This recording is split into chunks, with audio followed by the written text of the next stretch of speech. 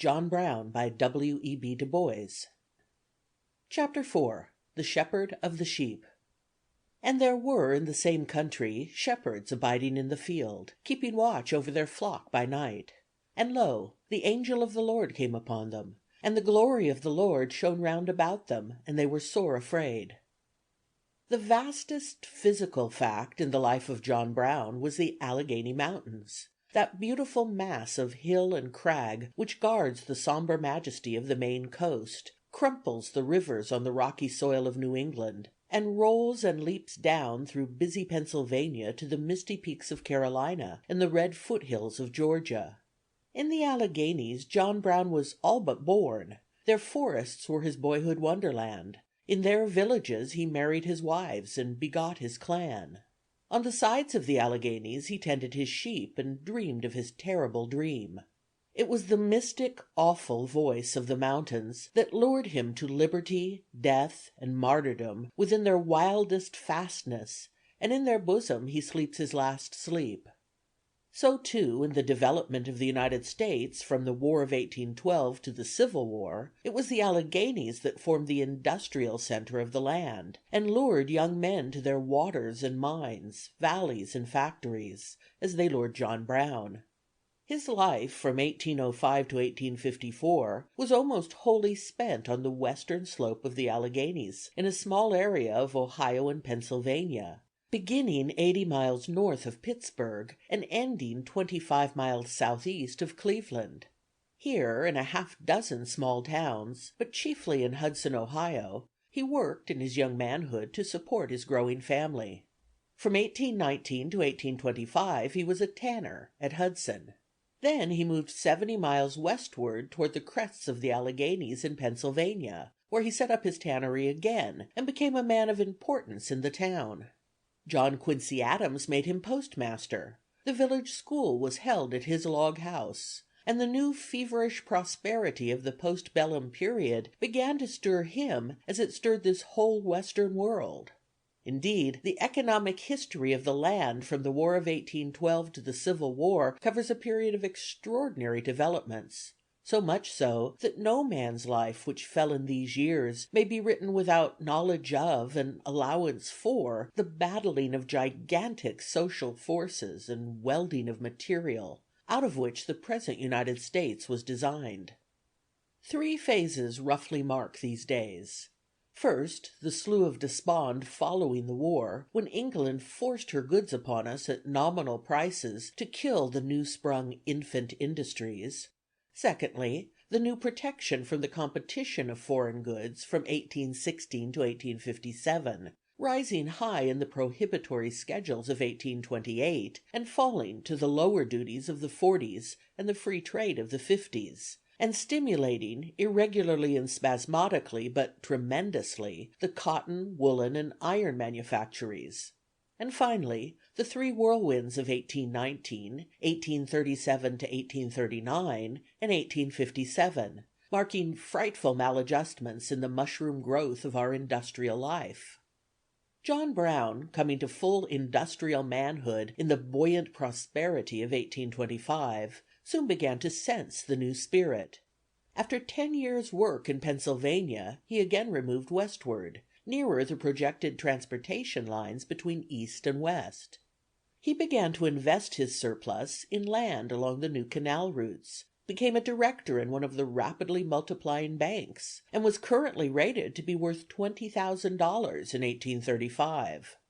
But his prosperity, like that of his neighbors, and indeed of the whole country, was partly fictitious, and built on a fast expanding credit which was far outstretching the rapid industrial development.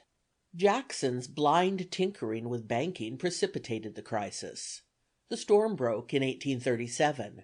Over 600 banks failed, 10,000 employees were thrown out of work, money disappeared, and prices went down to a specie level. John Brown, his tannery, and his land speculations were sucked into the maelstrom. The overthrow was no ordinary blow to a man of 37 with 8 children, who had already trod the ways of spiritual doubt and unrest. For 3 or 4 years he seemed to flounder almost hopelessly, certainly with no settled plan or outlook.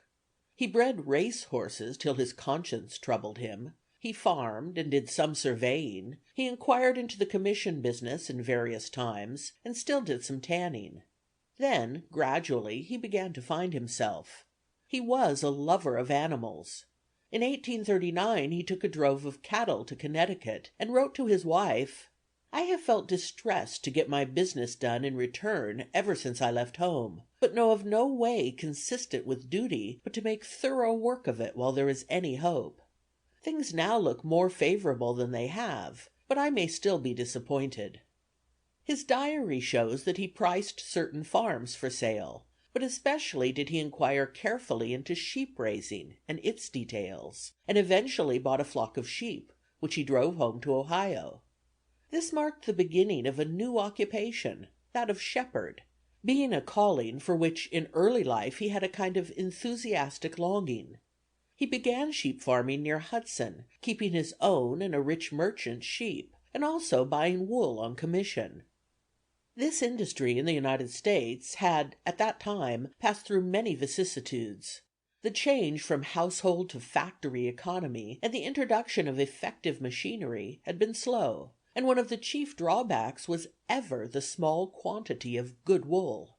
Consequently, our chief supply came from England, until the embargo and war cut off that supply and stimulated domestic manufacture. Between 1810 and 1815 the value of the manufacture increased fivefold, but after the war, when England sent goods over here below the price, Americans rightly clamored for tariff protection. This they got, but their advantage was nearly upset by the wool farmers, who also got protection on the commodity, although less on low than on better qualities, and it was the low grades that America produced. From 1816 to 1832 the tariff wall against wool and woolens rose steadily, until it reached almost prohibitive figures, save on the cheapest kind. In this way the wool manufacture had by 1828 recovered its wartime prosperity. By 1840 the mills were sending out $20.5 million worth of goods yearly, and nearly 50 millions by 1860, even though meanwhile the tariff wall was weakening. Thus, by 1841, when John Brown turned his attention to sheep farming, there was a large and growing demand for wool, especially of the better grades, and by the abolition of the English tariff in 1824 there was even a chance of invading England. Because, then, of his natural liking for the work and the growing prosperity of the wool trade, John Brown chose this line of employment.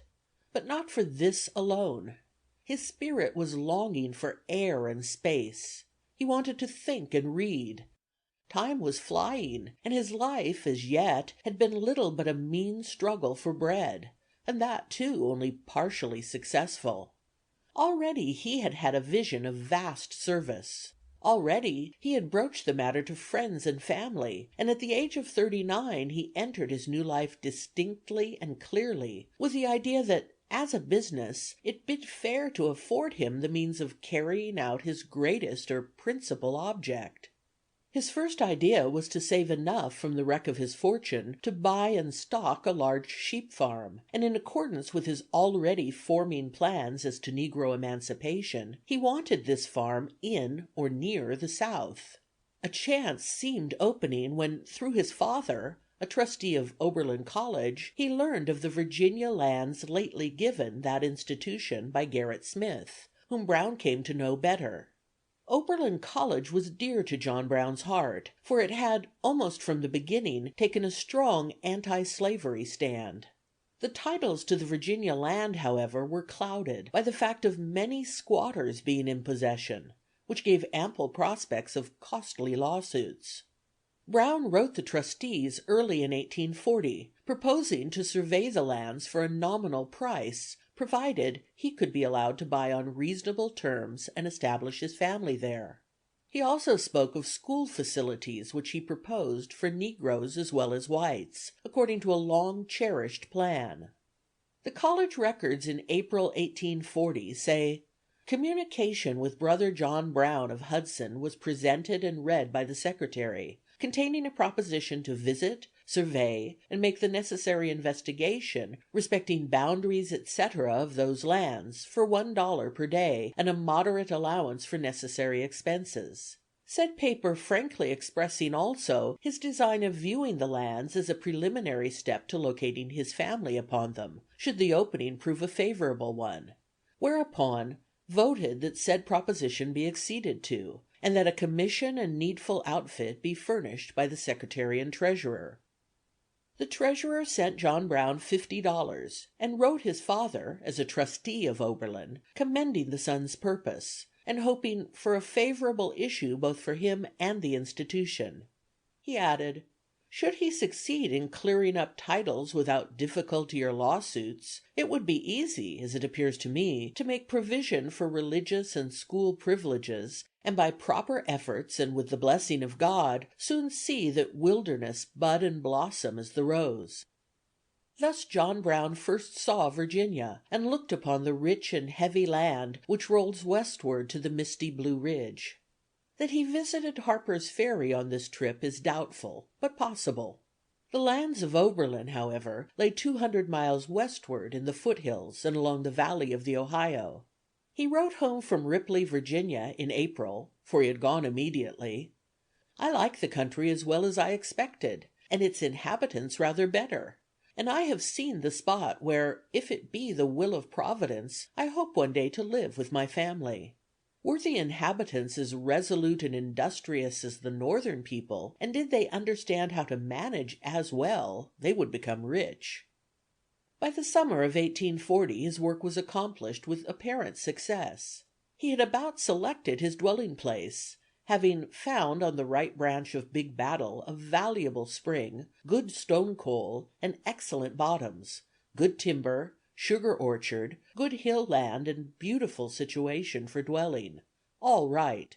Course of this branch at the forks is south 21° west from a beautiful white oak, on which I marked my initials, 23rd April. The Oberlin trustees in August voted that the Prudential Committee be authorized to perfect negotiations and convey by deed to brother John Brown of Hudson 1,000 acres of our Virginia land, on the conditions suggested in the correspondence which has already transpired between him and the committee. Here, however, negotiations stopped, for the renewal of the panic in 1839 overthrew all business calculations until 1842 and later, and forced John Brown to take refuge in formal bankruptcy in 1842. This step, his son says, was wholly owing to his purchase of land on credit, including the Haymaker farm at Franklin, which he bought in connection with Seth Thompson, of Hartford, Trumbull County, Ohio, and his individual purchase of 3 rather large adjoining farms in Hudson. When he bought those farms, the rise in the value of his place in Franklin was such that good judges estimated his property worth full $20,000. He was then thought to be a man of excellent business judgment, and was chosen one of the directors of a bank at Cuyahoga Falls. Probably after the crash of 1837, Brown hoped to extricate enough to buy land in Virginia and move there, but things went from bad to worse. Through endorsing a note for a friend, one of his best pieces of farm property was attached, put up at auction, and bought by a neighbor. Brown, on legal advice, sought to retain possession, but was arrested and placed in the Akron jail. The property was lost. Legal bankruptcy followed in October 1842, but Brown would not take the full advantage of it. He gave the New England Woolen Company of Rockville, Connecticut, a note declaring that whereas I, John Brown, on or about the 15th day of June, A.D. 1839, received of the New England Company, through their agent, George Kellogg, Esquire, the sum of $2,800 for the purchase of wool for said company, and imprudently pledged the same for my own benefit and could not redeem it, and whereas I have been legally discharged from my obligations by the laws of the United States, I hereby agree, in consideration of the great kindness and tenderness of said company toward me in my calamity, and more particularly of the moral obligation I am under to render to all their due, to pay the same and the interest thereon from time to time, as divine providence shall enable me to do." He wrote Mr. Kellogg at the same time: "I am sorry to say that in consequence of the unforeseen expense of getting the discharge, the loss of an ox, and the destitute condition in which a new surrender of my effects has placed me with my numerous family, I fear this year must pass without my effecting in the way of payment what I have encouraged you to expect." He was still paying this debt when he died, and left $50 toward it in his will. It was a labyrinth of disaster in which the soul of John Brown was well nigh choked and lost. We hear him now and then gasping for breath. "I have been careful and troubled with so much serving that I have in great measure neglected the one thing needful, and pretty much stopped all correspondence with heaven." He goes on to tell his son: "My worldly business has borne heavily, and still does, but we progress some, have our sheep sheared, and have done something at our haying. Have our tanning business going on in about the same proportion. That is, we are pretty fairly behind in business, and I feel that I must nearly or quite give up one or the other of the branches for want of regular troops on whom to depend." He again tells his son: "I would send you some money, but I have not yet received $1 from any source since you left. I should not be so dry of funds could I but overtake my work."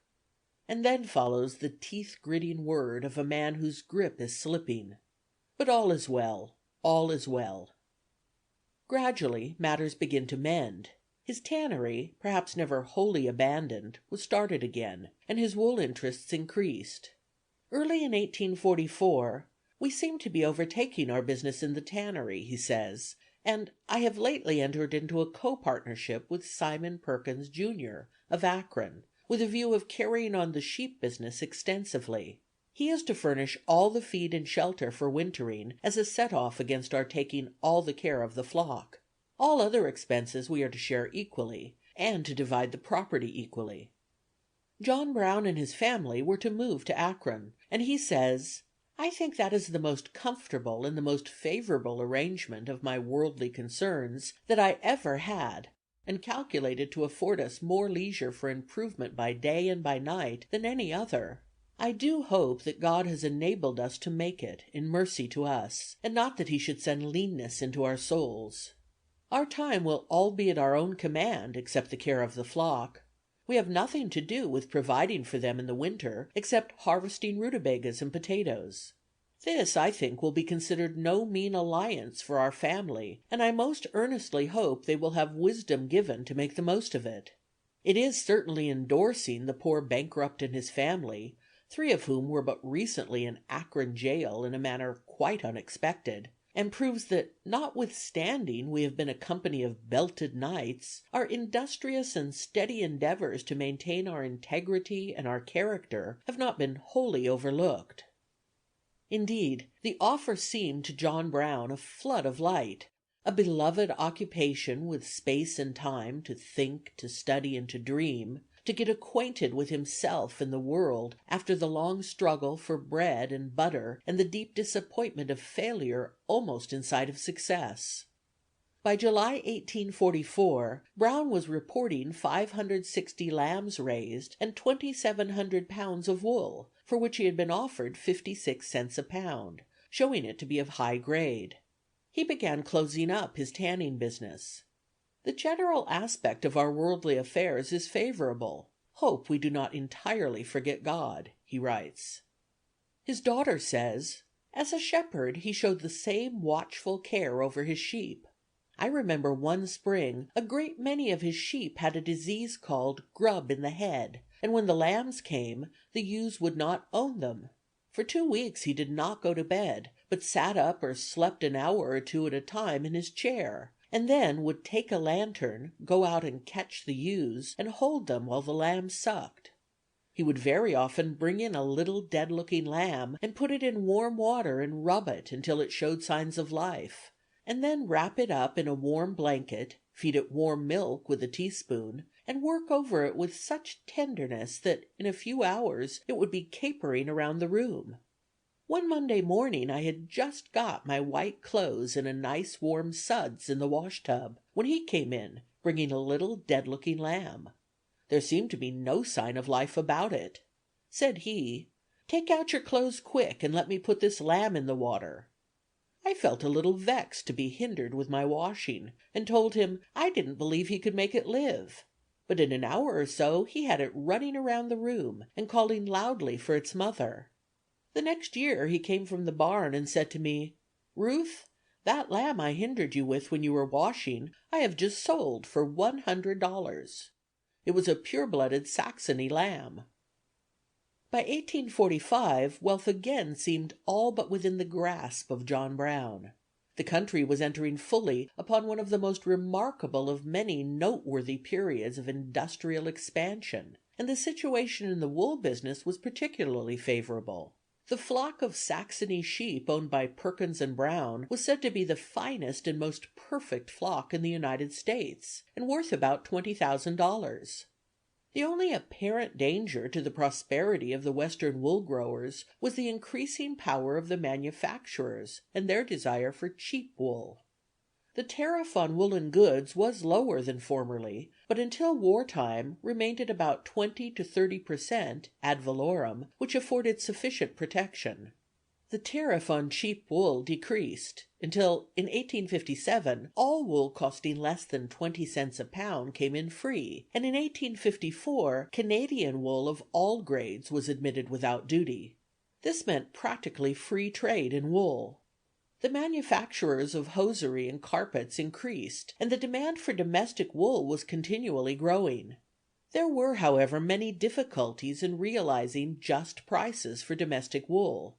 It was bought up by the manufacturers' agents, dealing with isolated, untrained farmers and offering the lowest prices.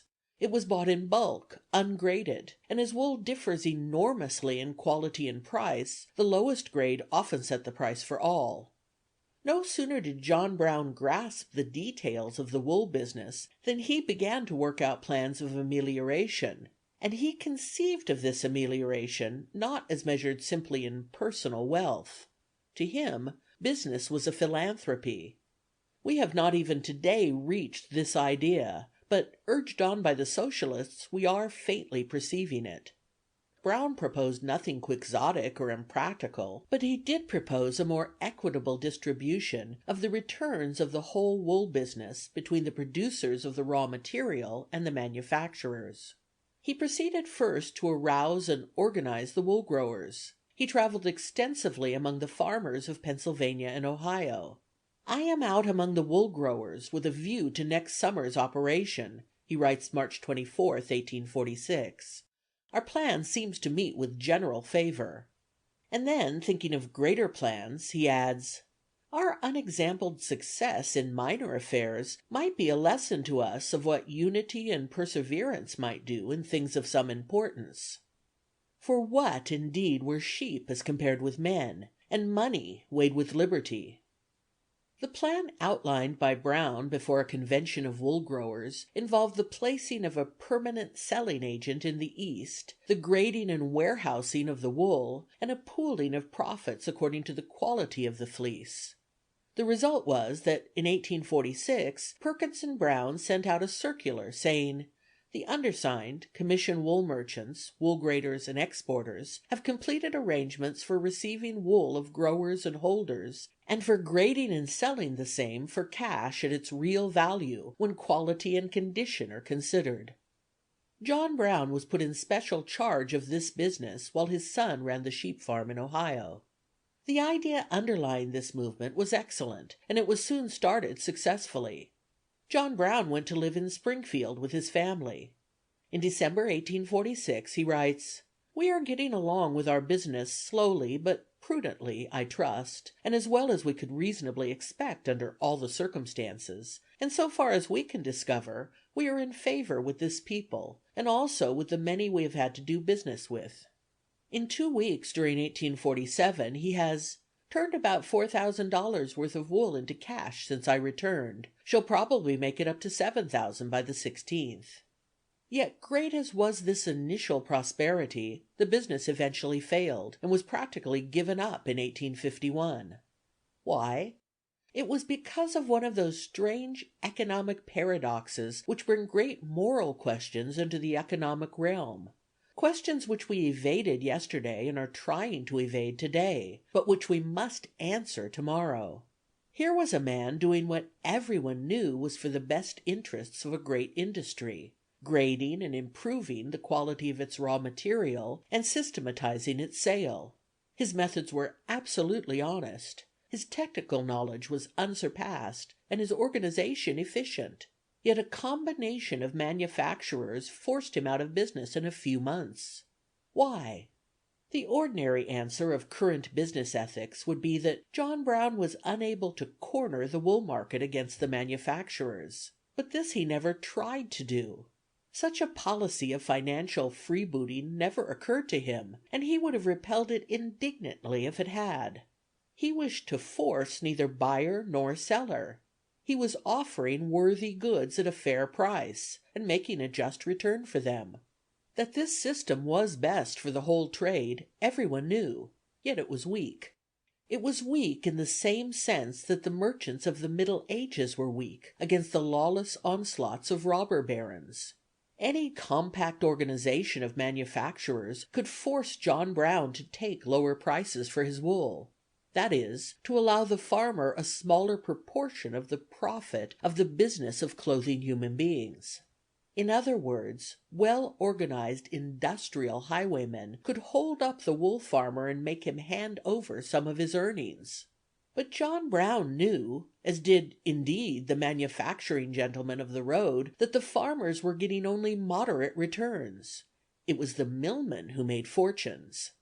Now, it was possible to oppose the highwayman's demand by counter-organization like the middle-aged Hanse.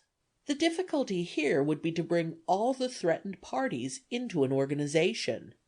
They could be forced in by killing off or starving the ignorant or recalcitrant. This is the modern business method.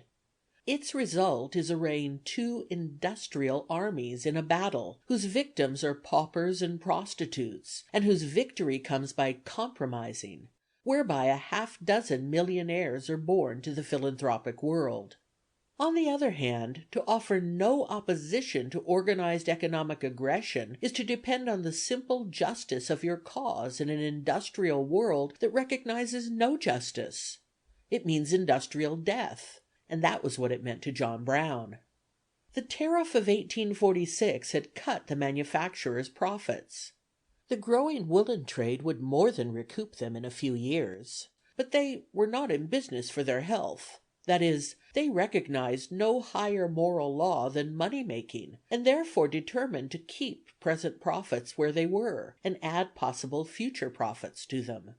They continued their past efforts to force down the price of wool, and got practical free trade in wool by 1854. Meantime, local New England manufacturers began to boycott John Brown. They expected him to see his danger and lower his prices on the really fine grades he carried. He was obdurate. His prices were right, and he thought justice counted in the wool business. The manufacturers objected. He was not playing according to the rules of the game. He was, as a fellow merchant complained, no trader. He waited until his wools were graded and then fixed a price. If this suited the manufacturers, they took the fleeces. If not, they bought elsewhere. Yet he was a scrupulously honest and upright man, hard and inflexible, but everybody had just what belonged to him. Brown was in a position to make a fortune, and a regular-bred merchant would have done so. Thereupon the combination turned the screws a little closer. Brown's clerks were bribed, and other competitive methods resorted to. But Brown was inflexible and serene. The prospect of great wealth did not tempt, but rather repelled him. Indeed, this whole warehouse business, successful and important as it had hitherto been, was drawing him away from his plans of larger usefulness. It took his time and thought, and his surroundings more and more made it mere money-getting. The manufacturers were after dollars, of course. His clients were waiting simply for returns, and his partner was ever anxiously scanning the balance sheet. The whole aspect of things more and more disquieted Brown. He therefore writes soberly in December, 1847: "Our business seems to be going on middling well, and will not probably be any the worse for the pinch in the money concerns. I trust that getting or losing money does not entirely engross our attention, but I am sensible that it quite occupies too large a share in it. To get a little property together to leave, as the world would have done, is really a low mark to be firing at through life. A nobler toil may I sustain, a nobler satisfaction gain." The next year, however, came a severe money pressure, one of the severest known for many years. The consequence to us has been that some of those who have contracted for wool of us are as yet unable to pay for and take the wool as they agreed, and we are on that account unable to close our business. This brought a fall in the price and complaint on all sides: on the part of the wool growers, because their profits were not continuing to rise, and from manufacturers, who demurred more and more clamorously at the prices demanded by Brown. He writes early in 1849: "We have been selling wool middling fast of late, on contract, at 1847 prices; but," he adds, scenting the coming storm, "we have in this part of the country the strongest proofs that the great majority have made gold their hope, their only hope." Evidently a crisis was approaching. The boycott against the firm was more evident, and the impatience of wool farmers growing. The latter kept calling for advances on their stored wool. If they had been willing to wait quietly, there was still a chance, for Perkins and Brown had undoubtedly the best in the American market, and as good as the better English grades. But the growers were restive, and in some cases poor. The result was shown in the balance sheet of 1849. Brown had bought 130,000 pounds of wool, and paid for it, including freight and commissions, $57,884.48. His sales had amounted to $49,902.67, leaving him $7,981.81 short, and 200,000 pounds of wool in the warehouse. Perkins afterward thought Brown was stubborn. It would have been easily possible for them to have betrayed the growers and accepted a lower price. Their commissions would have been larger, the manufacturers were friendly, and the sheepmen too scattered and poor to protest. Indeed, low prices and cash pleased them better than waiting. But John Brown conceived that a principle was at stake. He knew that his wool was worth even more than he asked. He knew that English wool of the same grade sold at good prices. Why not, then, he argued, take the wool to England and sell it, thus opening up a new market for a great American product? Then, too, he had other, and to him, better reasons for wishing to see Europe. He decided quickly, and in August, 1849, he took his 200,000 pounds of wool to England. He had graded every bit himself, and packed it in new sacks. The bales were firm, round, hard, and true, almost as if they had been turned out in a lathe. In this English venture, John Brown showed one weakness of his character. He did not know or recognize the subtler twistings of human nature.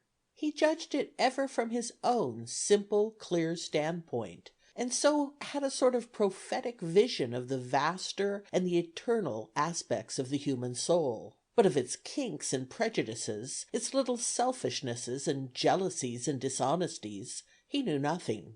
They always came to him as a sort of surprise, uncalculated for and but partially comprehended. He could fight the devil and his angels, and he did, but he could not cope with the million misbirths that hover between heaven and hell.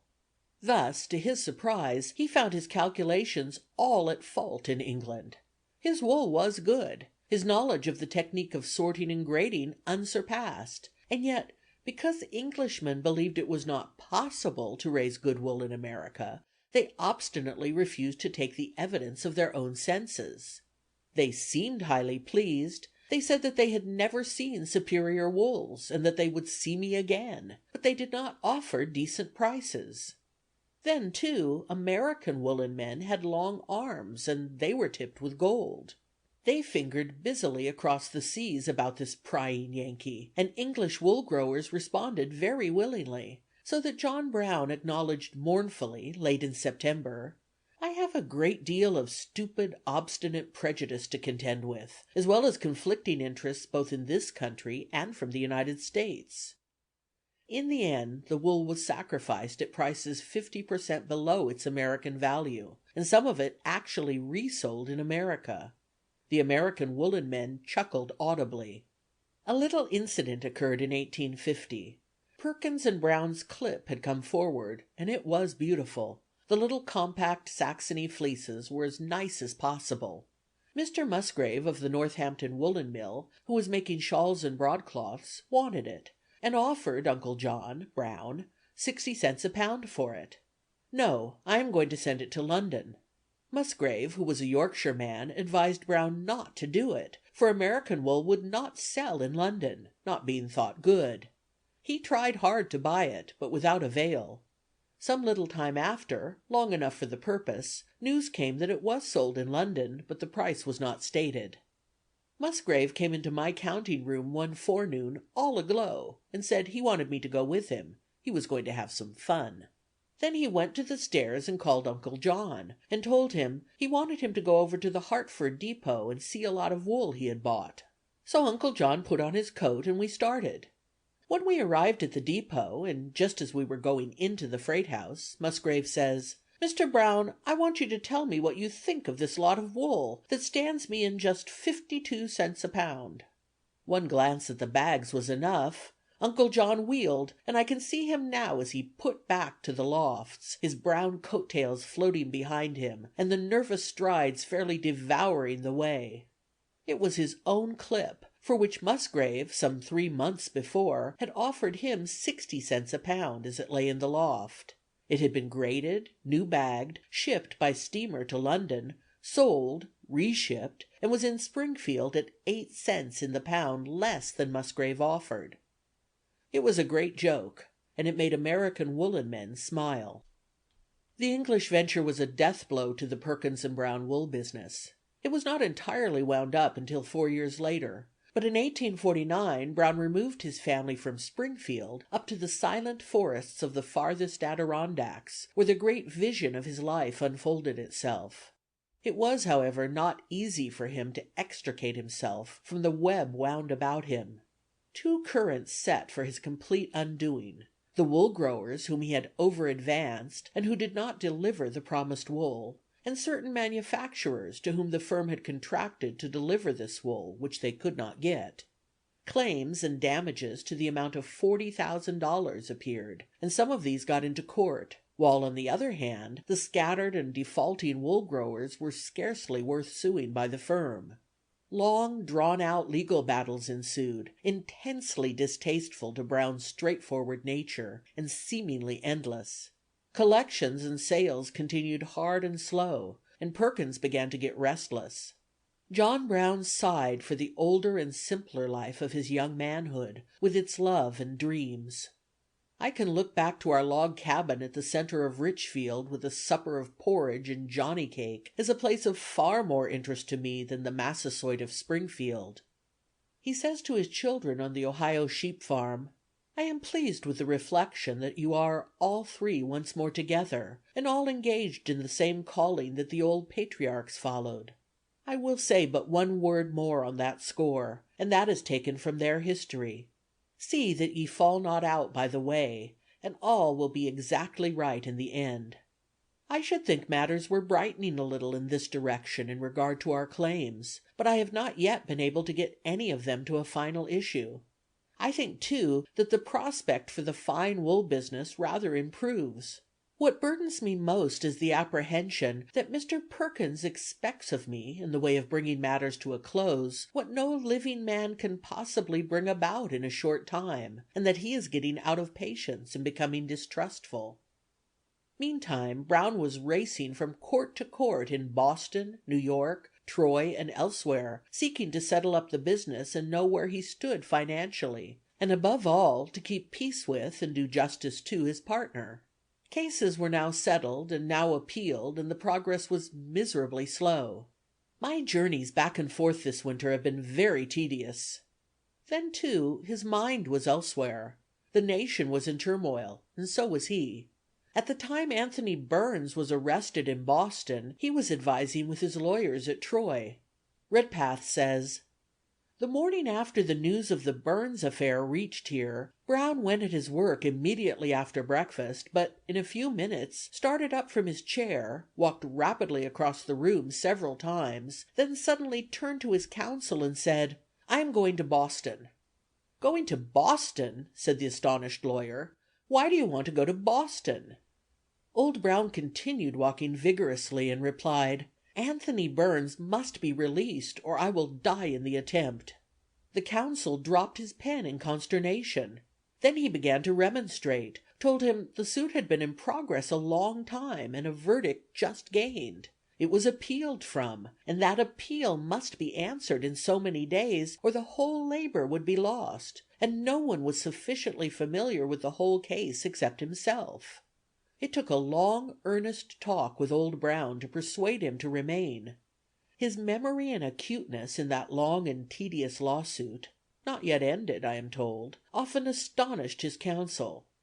While here, he wore an entire suit of snuff-colored cloth, the coat of a decidedly Quakerish cut in collar and skirt. He wore no beard, and was a clean-shaven, scrupulously neat, well-dressed, quiet old gentleman. He was, however, notably resolute in all that he did. He spent the time not taken up by his lawsuits at Akron, and in the manner of a patriarch of old, temporarily brought his family back to Ohio. I wrote you last week that the family is on the road.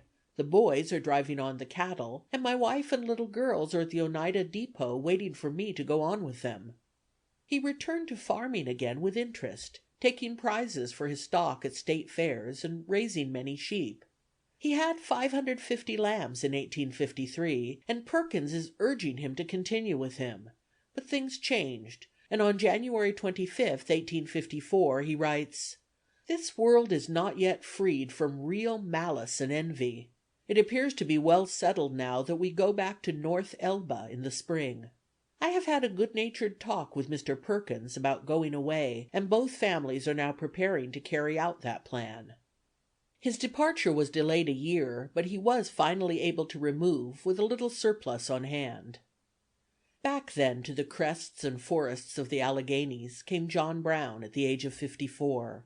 A tall, gaunt, dark-complexioned man, a grave, serious man, with a marked countenance and a natural dignity of manner, that dignity which is unconscious and comes from a superior habit of mind. End of section 4.